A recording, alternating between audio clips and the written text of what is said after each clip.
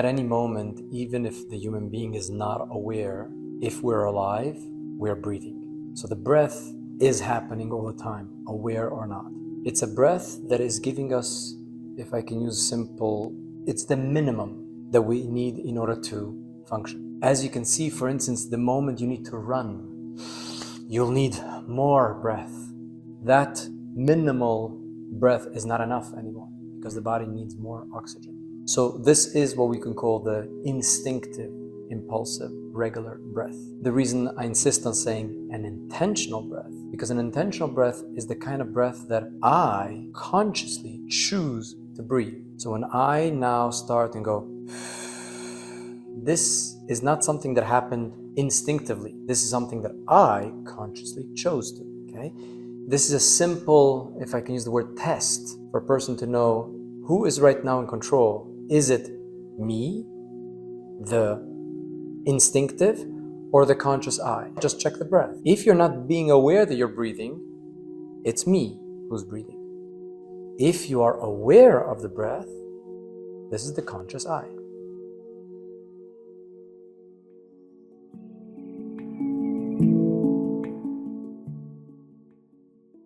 You were talking about evolution. It's probably the biggest step humanity can do. The fact that human beings eat, sleep, survive, this is part of our instinctive forever. The fact that we can have an intention, the fact that I can choose, wow, this sounds like, oh, I'm an evolved being.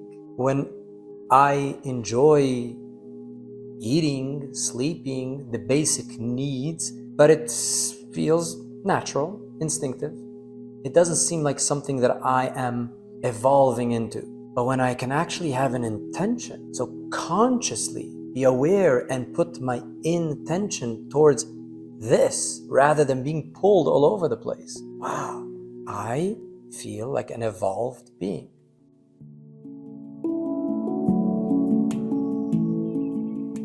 In spiritual paths, and especially in religion, the biggest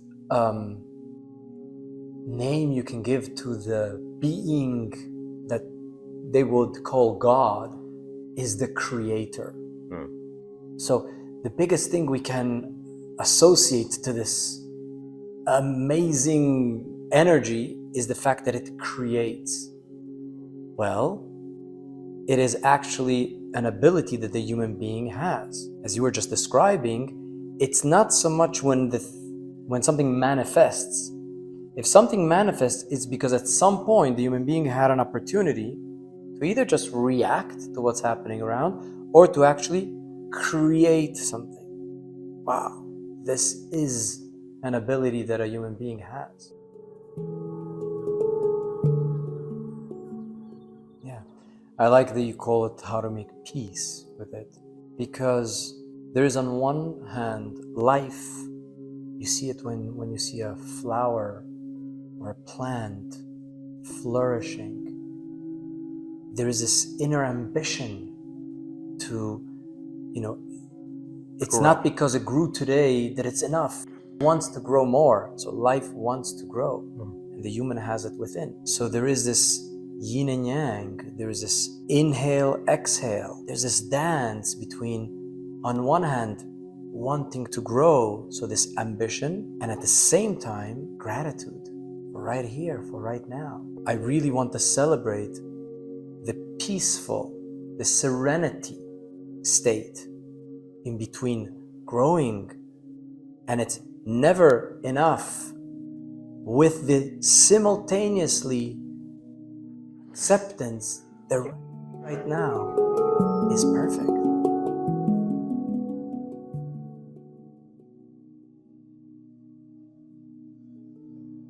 Yeah, I would say that most of the people that are listening to us are people that have still a very fresh memory from a time when they were operating mainly out of fear, mainly out of scarcity, like, oh, that stressful life. And so this reminder, I'm not saying anything new, No, this is a reminder that humans always knew you can always come back to being present here, now. And from here you can create, and everything is possible.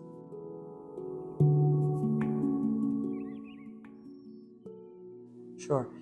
Well, I think if you go back into history at any time, any point, it's not just now, at all points, when people were in the middle of wars, losing their homes, losing their families, losing their lives, losing future, as far as they were concerned, humanity, the world was going down a cliff, right?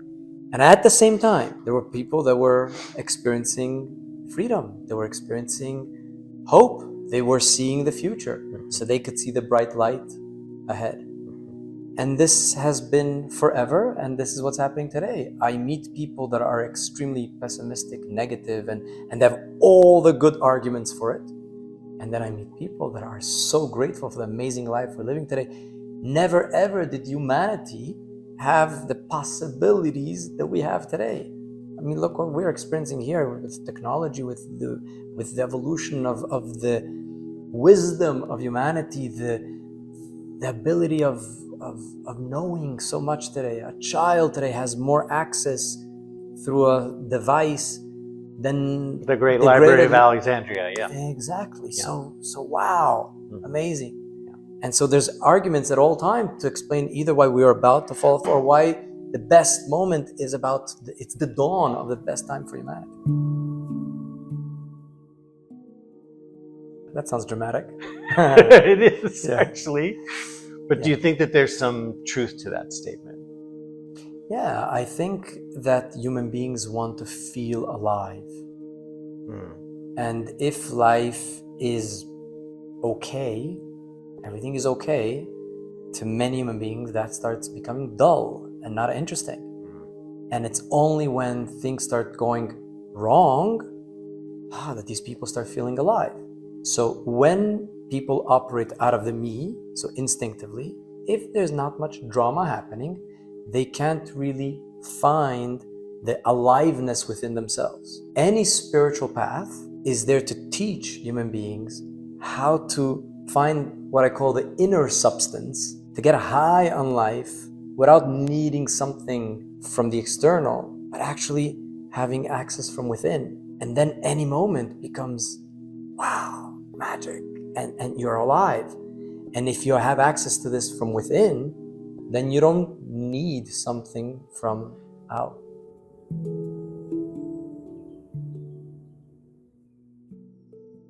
Just to create clarity, I speak of the me and the I. Now, grammatically in English, it doesn't always work this way. So for instance, you said that people ask themselves the question, am I enough? Once you have this clarity of the me and the I, it's not an I question, it's a me question. More correctly would be, is me enough? Because the me is the one that operates, it's the reptilian brain, it operates always out of scarcity. It's fear-fed. And out of fear, it's always, is me enough? Because me is never enough in scarcity, in fear. From a conscious I present state, I love, I flow, I am all, I am abundance. So the question doesn't become a question because I am in the all and I am in everything is enough and everything is more than in abundance. So the I doesn't have the question, doesn't have the dilemma at all. The only one that has the question is the me. The me is experiencing is me enough.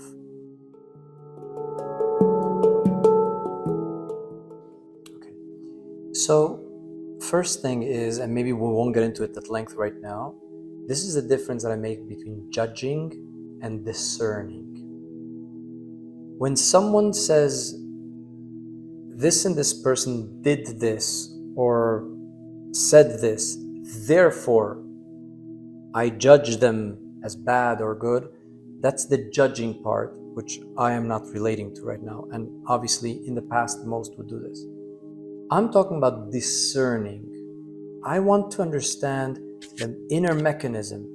What comes from the me, what comes from the I. Now, just to make it clear, I don't see the me as bad at all.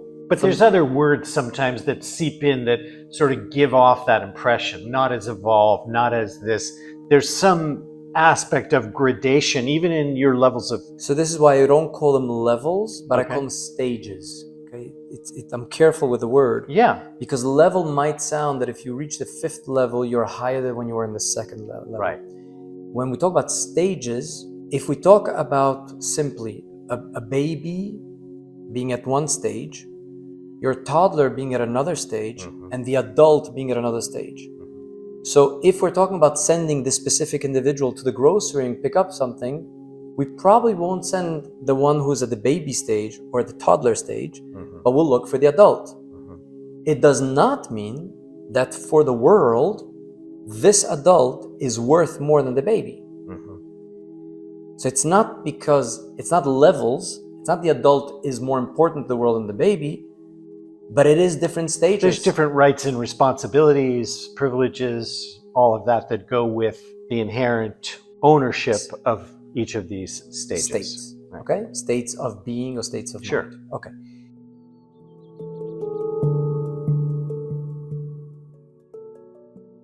Could this be a good time to go into some basic Kabbalah? Why not? Okay. It just can be a way to describe how there is no judgment of the me. On the contrary, it's just clarity about what the functions of the me and the functions of the I are. Simple example is we see someone doing something, but we sense that there's a gap between who they are and what they're doing. It could be as simple as we see someone jogging, we see they have sneakers on, they're running, but you can tell that they don't want to jog. Would another example be when somebody is in the wrong job for their talent, Exactly. let's say? So for instance, you're going to see a lawyer. In your mind, seeing a lawyer means someone who cares about justice, right? You're going to the lawyer because why is he exercising the law? It's because he cares about justice. And then you're sitting in front of someone who you can tell that his being has nothing to do with care of justice, but he's doing the justice work while he's not being it. It could be with a doctor. You're going to a doctor because you think you're going to a healer. Well, you actually see someone who's exercising medicine, but then you walk in and they don't even care about you. There's obviously a gap between the being. Is he or she a doctor, or are they just doing the doctor The work of the doctor. Okay, so Kabbalah has a basic approach to eliminating this gap between the being and the doing. And I'm just going to run through the 5 stages.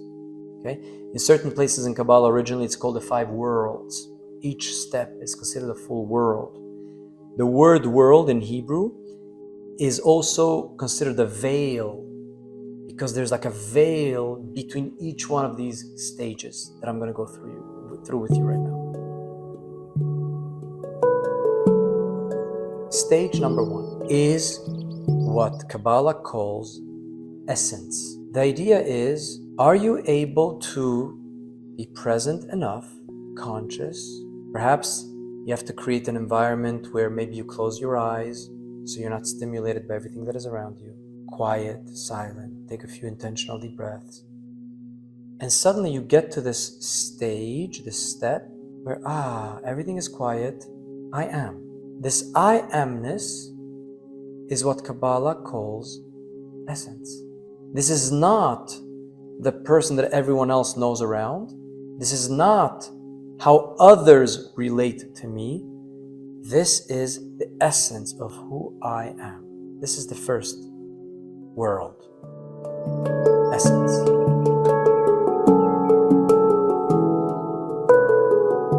When I'm talking about essence, I'm talking about an earlier stage where who I am is beyond any identity, any thoughts, any memories. It's the I amness prior to what you would call the me. What I'm calling the me is the one that is very much identified with DNA, History, choices. traumas, previous life's experiences, so memory and identity. In this I amness, it's It's a very blissful state.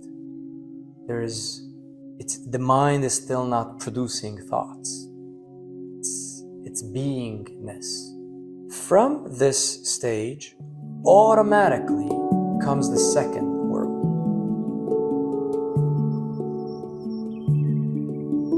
The second world is called emanation. Emanation is what the sun does because it's the sun.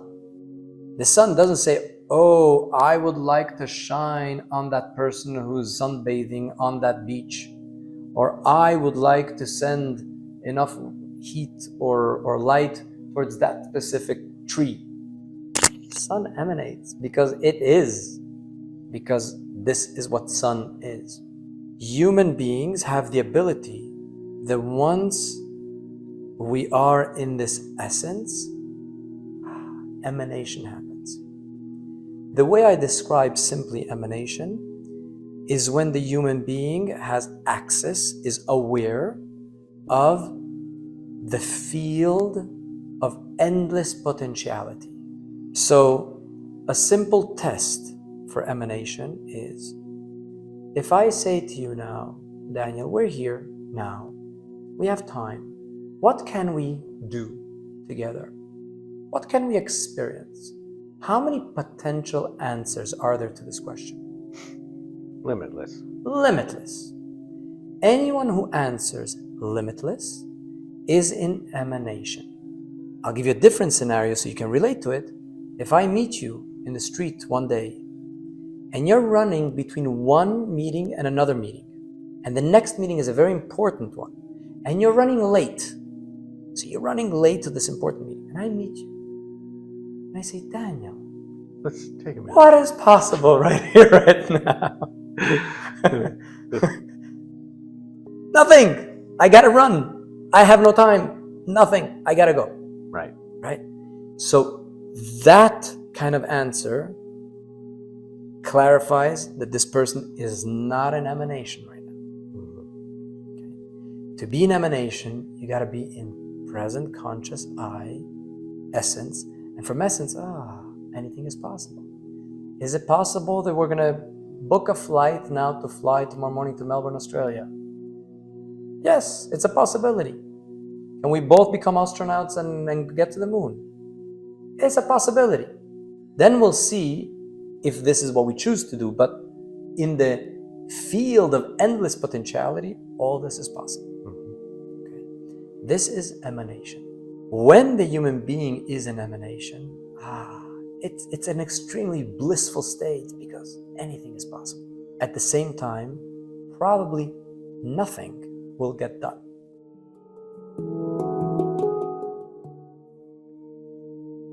The next world and the next stage is called creation. Creation is when I make a choice and I say, I know everything is possible right here and now, but I choose to, as soon as we're done this conversation, to take a walk. This is what I want to create. So out of the whole endless field of potentiality, I make a choice to take a walk. This is a creation. After the world of creation, there is what we call the stage of formation, giving it a form. Because a walk can be either I'll take my sneaker and jog. That's one way of giving a form to the walk. Or I can decide to go down to the beach and I'll be barefoot and walk on the sand. Or I can take some boots, heavy shoes, and go and hike on a mountain. All these are different forms of this creation. So the moment I choose and say, okay, it's going to be with sneakers and I am going to jog, that's giving a specific form to this creation. Now it's important because you can go through these first 4 steps. Being essence, I know I am. Emanation, I'm aware of the endless potentiality. Create, I know I want to take a walk. It's going to be a jog, I'm giving it a clear form, it's going to be with my sneakers. And you're still laying in bed. Nothing is happening. Stage 5 is called manifestation. Manifestation is when you get up, put on those shoes, and start jogging. When you have gone through these stages before deciding to make the choice of taking your sneakers and jog, inevitably, the person we are going to see jogging is a jogger, because he created this walk and he created this situation. It's not someone that we saw, oh, maybe he was kicked out of bed by someone else and say, oh, you got to go jog. So by doing these 5 steps, you are the being who knows that everything is possible, chooses to do something, and then you actually go and do it. So it's directly the being who's doing, the essence who's manifesting. This is a typical healthy relationship between the conscious I, the essence, and the me, so this body, the whole instinctive, being fantastic allies. So it's not at all about being in judgment of the me, but it's this serenity of the I, the presence, the awareness, creating what the me is going to experience.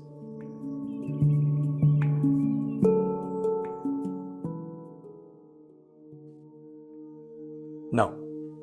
So there's an expression in English, this is where the rubber Meets the road. Meets the road? Yes. Okay. So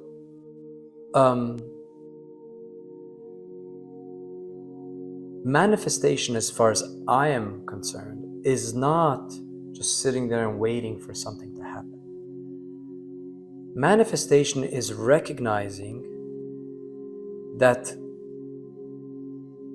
if you understand, if you know the first 4 worlds that I just described, you can spend a lifetime in those worlds. So someone who is extremely clear about being can spend forever in beingness, never wanting even to go into emanation. Mm-hmm. Emanation, which is the awareness of the field of endless potentiality, is already too material for someone who's really in essence. In that place, yeah. Someone who's really in essence doesn't want to get bothered with the world of endless potentiality. That's dealing already with everything that is possible. It involves choice, it involves risk, it involves the potential of different outcomes than what was expected. Exactly. When you want to talk about rubber meeting the road. Exactly. So this is typical in a practical way, where you can tell certain people that don't manage to make certain things happen, if they really go into an inner journey, they might see that one of these steps they're lacking, or they stay in it too long. So some people love to meditate, love to go into the essence state, right? But they can't stand going to the next one. Or some people are very much into creating. They make choices. They'll say, okay, I want to take that walk, right? But they didn't spend time in the essence or in the potentiality, so they don't even realize that there are other choices.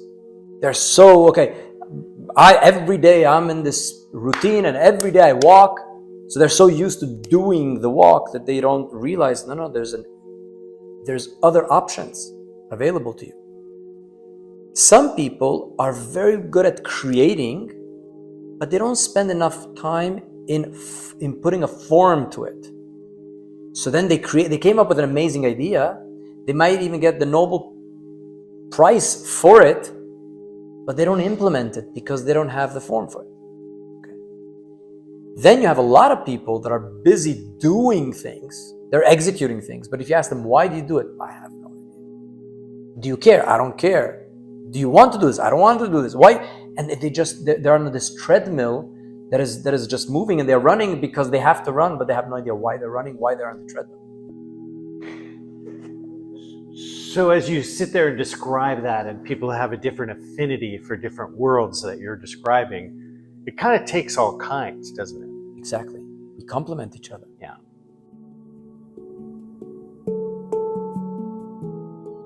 I would call it the relationship between the micro and the macro. So we have different modalities. Either me is simply a reactor to what the macro, to what the environment is creating. So the temperature went down or went up, and me starts feeling cold or hot. It's not something I'm creating, it's something that me reacts to what's happening around. A whole bunch of people come around and create a very violent environment. Me is in fear, me feels insecure. So these are all reactions to what's happening around. There is another modality that is, I am able from within to create an environment. So then I am able, for instance, to pick up the temperature or lower the temperature. I have air conditioning and I can create a situation where others will feel cold or hot.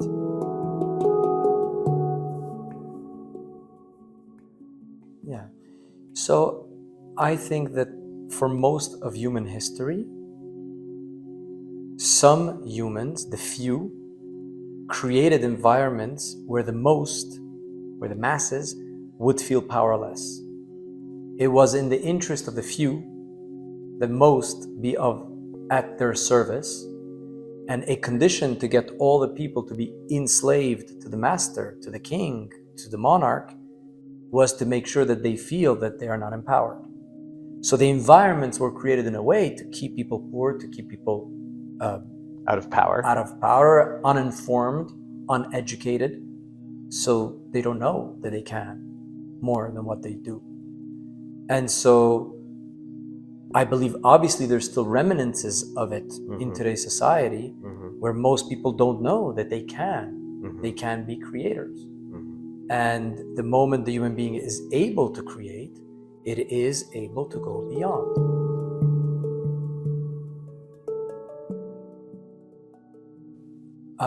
There's an anecdote that is coming up that I would like to share. Sure.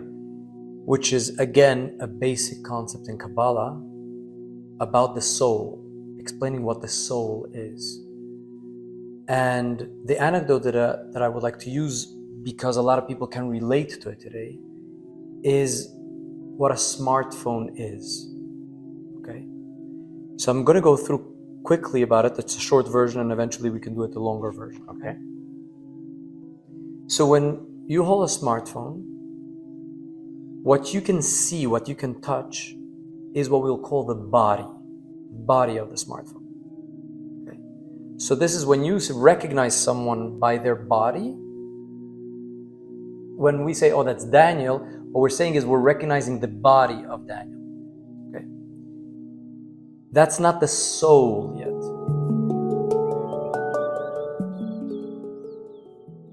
Kabbalah will now start talking about the 5 stages of the soul.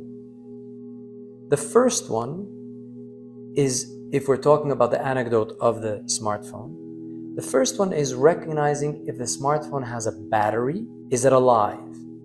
So the basic difference between a body which is alive and a body which is dead. So we see that the person can open up their eyes, we see them breathing, we see them moving. Oh, it's not just the body. The battery is on. The smartphone, if you have a smartphone but there's no battery, or people say, it's dead, can't do much. Okay? That's the first stage of what we would call the soul. Battery's on, it's alive. The second stage is what's called spirit. Spirit, if you're talking about the spirit of a smartphone, everyone knows the difference between an iPhone or an Android, or an iPhone 3 and an iPhone 14. Right? It's not just the body, it's not just the batteries on. You know that there's character, there's a personality, there's possibilities that are very different between an iPhone 3 and an iPhone 14. Okay? That's spirit. Then comes what we could call consciousness. Consciousness in the smartphone is when you see that this smartphone has connection. It has a SIM card. It can call, it can make calls. It has Bluetooth. It can get onto Wi-Fi. Doing pretty good on the tech side here, I have to say. So, basic. So it's not just a body. It's not just that it has a battery it's on. It's not only that it has character, spirit, but it's connected. Mm-hmm. I can make calls. I can connect with others. That's what we call consciousness. Okay?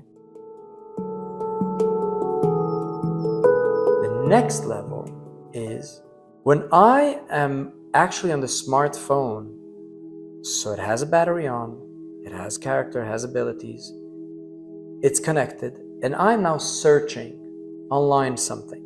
And I'm searching and I find some information on the phone. Where is that information? Is that information in the phone? Or is the information on the cloud, on the server, somewhere? It's just that the phone has access to it, okay? So I don't pretend to believe, I know how much memory is possible on this phone. It definitely cannot handle the whole World Wide Web on the phone. So the moment that consciousness connection is connected to the whole, I have access to the whole.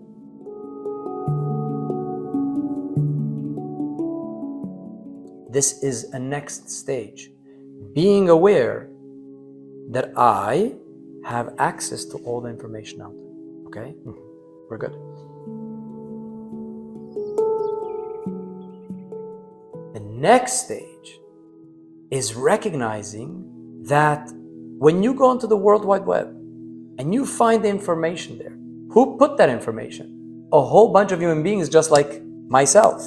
So when I create a website, or even when I simply search for something, I am contributing to the World Wide Web.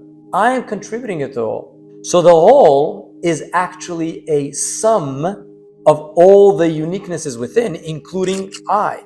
So it's not I, smartphone, separate from the whole.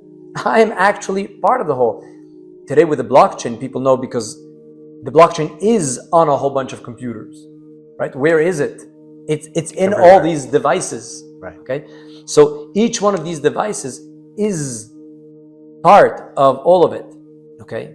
So the more the human being has this awareness, I'm not just a separate body here. I'm a body that has a battery, so I'm alive, I'm not dead right now, good.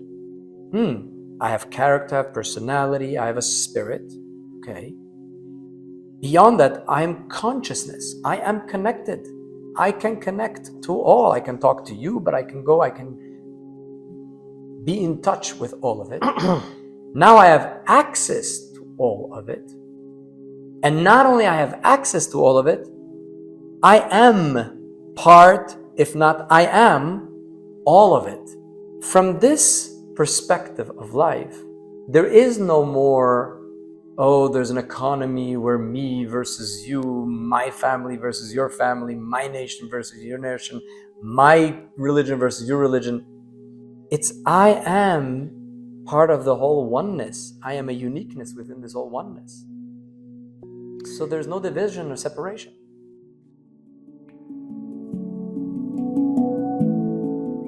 Wow. So I'm very happy to get into this. I would like to dedicate some time to it. Yes. So I was born in a fantastic aquarium, in a fantastic tree, which I started giving the identity. It's Chabad Lubavitch. Yeah. There's a teacher, a master, who I love and has given me so much. And this is within the tree called Judaism, which is within humanity. I'm extremely grateful to my dad, who was a devoted follower and leader on behalf of the Rebbe, on behalf of the Master. Both the Rebbe and my father gave me this very clear message. On one hand, they were, this is the aquarium, this is the womb that is giving you an opportunity to be alive. Take care of it. If you're within it, take care of it. So whatever was considered the religion, or whatever was considered what kept the movement or the community that I was in, do everything you can to take care of it, because this is the cradle that is making possible for you to be born. And simultaneously, they were telling me the day will come that you gotta be born. And when you're gonna be born, be extremely grateful to the womb that gave you that possibility, but you gotta move on. If you stay in, that's the greatest sin, because you are not going into the full potential for which the womb was created. And so I kept on having these messages: as long as you're in, take care of the womb, because the womb is taking care of you. But remember that the day will come, you gotta move on. And when you move on, it is the purpose of the womb. You're not going against the womb. This is exactly what mom is all about. I see. So I don't experience at all the way maybe others see, that I left something, that I rebelled. I have not rebelled at all. On the contrary, I'm going deeper into it. I love dearly the teachings and the messages and the values and everything that I received. But I was told clearly, take this and go beyond. One of the sentences that my father would say to me very often, and honestly, when I was younger, I didn't really understand. I heard it, but I didn't understand. He would often listen to me, and there was very clearly a hierarchy. He was the dad, he was the teacher, and I was the son, I was the student. I had a very clear respect for my father. And as soon as I would share with him where I think what I want to do or how I want to achieve things, whatever, he would always, with a nice smile and sometimes even get into tears, and start saying, you're so much more further, so much more advanced than I am. Du hast das Sach weiter wie mir. You're way more advanced than me. And I couldn't understand, because I looked at my dad as I love my dad dearly, and I know that he spiritually is way beyond what I've at least achieved till now. And at the same time, he kept on telling me, you're way ahead of me. And so I have this fantastic relationship between being extremely grateful to the identity I come from, which, if you want to stop the film and take a frame, you can call it the specific movement, Lubavitch, within Judaism, but it was never about the frame. It was always about the full movie. It was all about the full story, where humanity, within all forms of life, within this planet, within all of the galaxy, within all of the universe, is happening. It's fascinating, because that duality between you and your father that you talk about, and the gratitude that you have, has given you a culture, a language, family to a degree, of people around the world who you have license to express aspects of your history that would have been contained in the aquarium you're referring to, that can now be accessible to a lot of other people, is what it seems to me. As I have experienced sometimes within your events, I experience Jewish rituals that are so accessible to people who are not Jewish. It's really a remarkable thing, because you talked about essence. You somehow, excuse the expression, bottled that and made it accessible to people that otherwise wouldn't have access to it. Correct. Is that a fair representation? Very fair. In the past, and I'm just generalizing the past, like little children yesterday, okay? In the past, most identities were siloed, were separated. If you were born in a specific nationality, in a specific religion, in a specific family, part of the world, you probably stayed most of your life there. Here and there, maybe you met a merchant, or you met someone who was weird, so it was the other anyway. Right. But mostly there was us, and therefore there was us versus them. So this was a basic condition that most humans were for as long as we know. Thousands and thousands of years. And therefore, whatever truth or whatever wisdom was passed on in that specific environment was considered, okay, this is our God, this is our truth, and they're lost. They don't know what they're talking about. We're living at a time today when all of it is opening up because of technology, because of the ability of people to intermingle. I have a son who was born at a time when I was still within the aquarium, and I was still a rabbi. But throughout his life, he's experienced the whole shift. And then at some point, we had here a piece of art that has the lyrics of the song Imagine. And so I went through with him the song. And when I went through the lyrics, to me, each one of those lyrics is like something that I had to really choose and I don't want to use the word fight for, but it's an expression of yourself, right? And I had from to pay the very a price first. for it. Okay, I lost family and friends, love and care, because I went towards this universality and this human experience rather than my specific Aquarius. And I was sharing this with this young child, and I'm going through this. And when I'm done, the full lyrics, he looks at me and says, "But this is normal." So what I had to work hard and choose and pay a price for, to him, it's just a foundation. Obvious. Sure. This word experience has a very powerful meaning for you. Tell me about that. So possibly because I come from an experience or my aquarium where there are two polar energies. On one hand, the environment I grew up in was very much about learning. Take the book. What does it say? What did he say, the rabbi before? Learn the theory of it, know the knowledge of it. And then there are all these rituals in a Jewish religious Orthodox environment. Every single moment of the day is very much dictated. So everything you do, you could do it right, you could do it wrong.